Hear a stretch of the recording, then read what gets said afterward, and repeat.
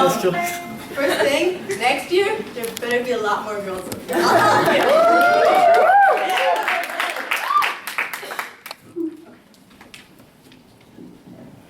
We were surrounded, jammed together in the middle of the room, all of them standing around the perimeter, arms folded, glaring at us.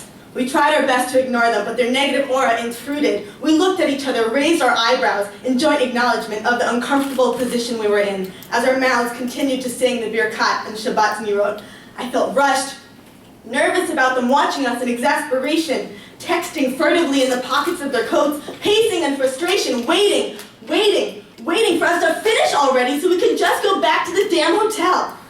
I wanted to scream at them, why are you making this difficult? Why don't you join us instead of standing there hating us for celebrating the way we want to? Don't you have any respect for your fellow classmates? This is important to them. What is the point of going to a pluralistic school, of learning about each other, of talking about how to make the Shabbaton inclusive, if the lights were stay on or off, if it's okay to listen to music with earbuds in, with earbuds out? What's the point of it all if you don't see that this is important to your classmates, that it's beautiful, and that you're ruining it? The gap between us and them widened, with us on one side of the Jewish spectrum and them on the other. Ask any of them, who's Orthodox in your grade? And they'd name all the people singing in a circle in the middle of that room. Except for me. You should know, in terms of that spectrum, I was on their side.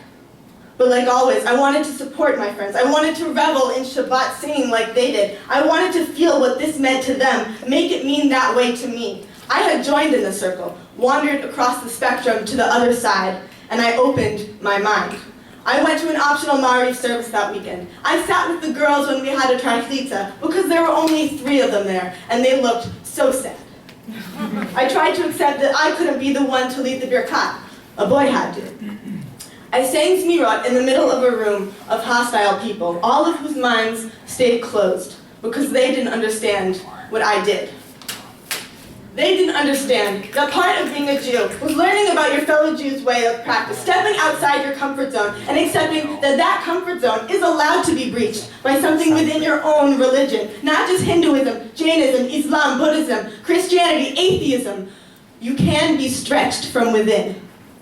It doesn't make you a bad Jew if you wander over to a conservative service. It doesn't mean that you can't connect to God if you don't engage with Torah v'mitzvot, Chukim u'mishpatim. It doesn't mean that you can't feel Jewish with all of your being, even if you don't know what the hell God is. Because I know I don't. There is no lowest common denominator. Everyone's practice is valid.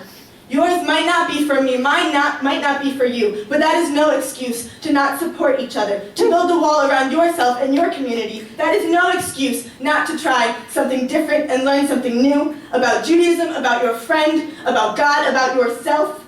You might not like it, you don't have to do it again, but it's all of our responsibilities to be able to defend our Jewish community, no matter where they fall on the spectrum, to stand and say, this is how my brother, my sister, my gender-neutral friend, this is how they connect, and that's great. It will be hard. It has been hard for me. It might feel like you're betraying yourself, but you're not. You're growing. Take a leap of faith and wander across the gap. I did, and I still am.